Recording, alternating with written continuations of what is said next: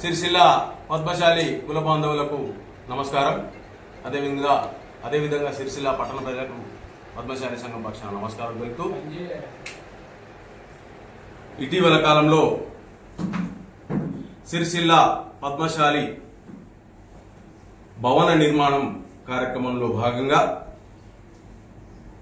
గత ప్రభుత్వంచే 5 ఎకరాల స్థలంలో పద్మశాలి భవన నిర్మాణం కోసం కేటాయించిన 5 ఎకరాల స్థలంలో 5 కోట్ల నిధులతో నిర్మాణం చేపట్టిన విషయం సిరిసిల్ల ప్రజలందరికీ, పట్టణ పద్మశాలందరికీ తెలుసు.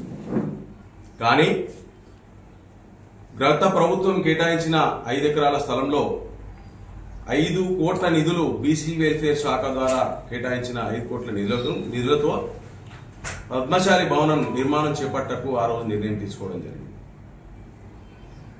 కానీ అనివార్య కారణాల వల్ల ఆ భవన నిర్మాణం పనులు మొదలై ఒక కాంట్రాక్టర్కు అగ్రిమెంట్ అయి ఫైనాన్షియల్ అప్రూవల్ లేనందున ఆ పని ఆగిపోయింది. ఆ పని జరగడం లేదు. ప్రస్తుతం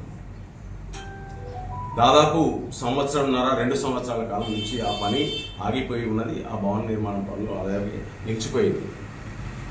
ఈ నిలిచిపోయిన పనులు మళ్ళీ ఇప్పుడు ఏర్పడ్డ ప్రభుత్వం, గత 2 సంవత్సరాల ప్రభుత్వ పెద్దలతోని పద్మశాలి సంఘం సంప్రదింపులు జరిపి ఆగిపోయిన పనులను కొనసాగే విధంగా పెద్దలందరితోని సమాలోచన చేసి పెద్దలు పొన్నం ప్రభాకర్ గారు బీసీ వెల్ఫేర్ శాఖ మంత్రులు, అదేవిధంగా పెద్దలు తుమ్మల నాగేశ్వరరావు గారు టెస్కో చేనేత జౌళి శాఖ మంత్రులు, అదేవిధంగా వేములవాడ శాసనసభ్యులు ప్రభుత్వ వైపైన ఆది శ్రీనివాస్ గారు, అదేవిధంగా సిరిసిల్ల నియోజకవర్గ ఇన్ఛార్జి గౌరవనీయులు కేకే మహేందర్ రెడ్డి గారు, వీళ్ళందరితో సమాలోచనలు జరిపి పెద్దలందరి సమాలోచనలతో, వారందరి చొరవతో ఈరోజు ఇటీవల కాలంలో ఉన్న 3 రోజుల క్రితం హైదరాబాద్లోని చేనేత భవన్లో జరిగిన ప్రత్యేక సమావేశంలో,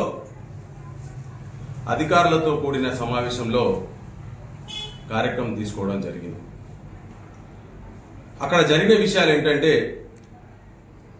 ఆగిపోయి ఉన్న భవన నిర్మాణం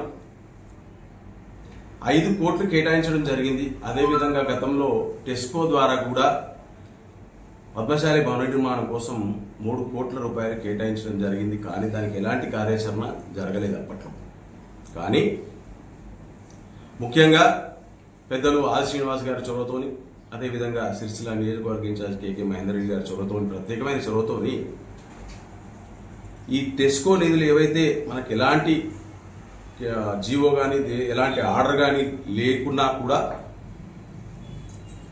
మన శైలజారామయ్య మేడం గారు, మన ప్రిన్సిపల్ సెక్రటరీ చేనేత జౌళి శాఖ గారిని ప్రత్యేకంగా సంప్రదించి సిరిసిల్ల జిల్లా కలెక్టర్ సంజయ్ కుమార్ జా గారితో ప్రత్యేకమైన వారి సహకారంతో ఒక సమావేశం ఏర్పాటు చేసుకొని, ఆ సమావేశంలో ఆగిపోయిన పనులను ఏ విధంగా కొనసాగించాలని ఒక 2 గంటలకు చర్చించి ఆ భవన నిర్మాణం పూర్తి చేయడానికి ప్రత్యేకంగా నిర్ణయం తీసుకుని, అటు శాఖల వారీగా ఉన్న అధికారులందరూ దానికి ఒప్పుకొని సమ్మతించి దానికి శాఖ వారీగా కావాల్సిన అన్ని కార్యక్రమాలని చేయడానికి వాళ్ళు ఒప్పుకోవడం జరిగింది. అయితే గతంలో ఆ భవన నిర్మాణానికి కాంట్రాక్టర్కు కేటాయించిన ఏవైతే స్ట్రక్చర్ ఉందో, ఆ స్ట్రక్చర్ దాదాపు 140 పిల్లర్లతోని ఒక పద్మశాలి ఏంటంటే కళ్యాణ మండపాన్ని నిర్మించడానికి వారికి కాంట్రాక్ట్ ఇవ్వడం జరిగింది.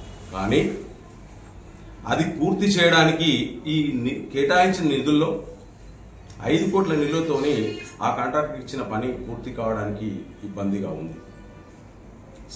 సగం స్లాబ్ వరకే వచ్చే అవకాశం ఉంది. దానికోసమని ఇంకొక 60 లక్షల రూపాయలు ఎక్స్ట్రా కనుక కేటాయిస్తే సదర్ కాంట్రాక్టర్కి ఇచ్చిన పని పూర్తి చేయడానికి అవకాశం ఉంటుంది. దానికోసమని సిరిసిల్ల గతంలో మీ అందరికీ తెలుసు, సిరిసిల్ల వస్త్ర పరిశ్రమకు చెందిన వస్త్ర పరిశ్రమ అనుబంధ సంఘాలైన ఎస్ఎస్ఐ, మ్యాక్స్ సంఘాల ద్వారా మరియు అదేవిధంగా టెక్స్టైల్ పార్క్ ద్వారా ఇదే భవన నిర్మాణం కోసం గతంలో నిధులు సేకరించి అది టెస్కోకు జమ కట్టాలని విషయం మీ అందరికీ తెలిసిందే. వాళ్ళు దాదాపు 3 కోట్ల రూపాయలు వస్త్ర పరిశ్రమ ద్వారా సిరిసిల్ల పద్మశాలి భవన నిర్మాణం కోసం ఇవ్వడానికి ఆ రోజు ఒప్పుకోవడం జరిగింది. దాన్ని తిరిగి మళ్ళీ ఆ రోజు మొన్నటి సమావేశంలో వాళ్ళందరి చేత ఒప్పించి ఆ నిధులు వాళ్ళు కూడా టెస్కోలో జమ చేయడానికి ఒప్పుకోవడం జరిగింది. అయితే ఈ 3 కోట్లు వస్త్ర పరిశ్రమ నుంచి ఇచ్చిన 3 కోట్ల రూపాయలని ఏదైతే 30 లక్షల రూపాయలు, ఇప్పుడు 60 లక్షల రూపాయలు అక్కడ 5 కోట్లకు 5 కోట్ల 60 లక్షలు అవుతున్నాయి కాబట్టి 60 లక్షలు అక్కడ తక్కువ అయితే 30 లక్షల రూపాయలు వస్త్ర పరిశ్రమ టెస్కోగా మన పాలిస్టర్స్ మన ఎస్ఎస్ఐ యూనిట్ కానీ మ్యాక్స్ సంఘాలు కానీ వీరి ద్వారా 30 లక్షల రూపాయలు దాన్ని జమగట్టి అదే టెస్కో ద్వారా ఇంకో 30 లక్షల రూపాయలు జమగట్టి 5,60,000తో ఆ టెండర్ను పూర్తి చేయడానికి పెద్దలందరూ నిర్ణయించడం జరిగింది. అదేవిధంగా మిగతా ఏవైతే టెస్కో మన వస్త్ర పరిశ్రమ నుంచి ఇచ్చిన డబ్బులు ఏవైతున్నాయో మిగతా 3 కోట్ల నుంచి 30 లక్షలకు పోయినా కూడా మిగతావన్నీ కూడా టెస్కోనే జమ చేయడం జరుగుతుంది. అయితే మనకు గత కొంతకాలంగా వస్త్ర పరిశ్రమ సంక్షోభం కావచ్చు, సిరిసిల్ల ఆర్థిక సంక్షోభం కావచ్చు, దీని కారణంగా మనం ఇంకొక ప్రాజెక్ట్ చేపట్టి ఉన్నాం. మనం అదే మనందరి ఆధ్యాత్మిక దేవుడైన మన మార్కండేయ దేవాలయం గతంలో మొదలు చేసి దాన్ని ఇంకా పూర్తి చేయలేకపోయినాం. కారణం దానికి ఆర్థిక అంశాలు. దాన్ని కూడా పూర్తి చేయడానికి పెద్ద మనసుతో మా పెద్దలందరూ ఒప్పుకొని దాని ద్వారా ఇప్పుడు టెస్కో ద్వారా అయితే ఏవైతే మన వస్త్ర పరిశ్రమ నిధులు అక్కడ కేటాయించడం జరిగిందో వాళ్ళకి ఇవ్వడం జరిగిందో టెస్కో పెద్ద మనసుతోని ఒప్పుకొని దాంట్లో నుంచి వస్త్ర పరిశ్రమ ఇచ్చిన నిధులు ఏవైతే టెస్కోకు జమ కట్టిన నిధులు ఉంటాయో దాని నుంచి ఒక 2 కోట్ల రూపాయలు మార్కండేయ దేవాలయం నిర్మాణం కోసం ఇవ్వడానికి టెస్కో అధికారులు అనుమతించడం జరిగింది.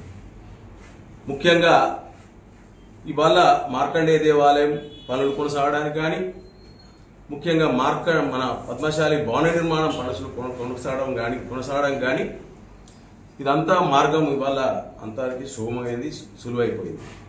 ఎందుకంటే ఇప్పటిదాకా ఆగిపోయింది రకరకాల కారణాలు కావచ్చు, కానీ ఆగిపోయిన పనులు కొనసాగడానికి ఈరోజు పెద్దలందరి చొరవతోని ఈ కార్యక్రమం ముందుకు పోతా ఉంది. త్వరలో జూలై మొదటి వారంలో అవన్నీ పనులు కూడా మొదలు కావడానికి దానికి కావాల్సిన అఫీషియల్ ప్రాసెస్ ఏదైతే ఉందో అదంతా జరుగుతూ ఉంది.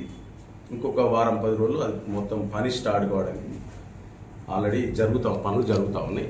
ఈ పనులన్నీ జరగడానికి సహకరించిన పెద్దలందరికీ, ముఖ్యంగా ఇది జరగడానికి ఈ కార్యక్రమం జరగడానికి గతంలో పెద్దలు ఆర్ శ్రీనివాస్ గారు వారి ప్రత్యేకమైన చొరవతో, అదేవిధంగా కేకే మహేందర్ రెడ్డి గారు కావచ్చు, మా బీసీ వెల్ఫేర్ శాఖ మంత్రులు పొన్నం ప్రభాకర్ అన్న గారు కావచ్చు, చేనేత జౌళి శాఖ మంత్రులు తుమ్మల నాగేశ్వరరావు గారు కావచ్చు, అదేవిధంగా దీని ప్రత్యేక శ్రద్ధ చూపించి మా శ్రీధర్ బాబు గారు, అదేవిధంగా దీని మీద ప్రత్యేకమైన శ్రద్ధ చూపించి అధికారికంగా మనకు సహకరించిన పెద్దలు మేడం శైలజ రామయ్య గారికి, సహకరించిన పెద్దలందరికీ కూడా, ముఖ్యంగా కాంగ్రెస్ ప్రభుత్వం మన ప్రియతమ ముఖ్యమంత్రి రేవంత్ రెడ్డి గారికి అందరికీ ప్రత్యేకంగా పద్మశాలి సంఘం పక్షాన అందరికీ కూడా ప్రత్యేకంగా ధన్యవాదాలు తెలుపుతా ఉన్నాను. జై మార్కండేయ.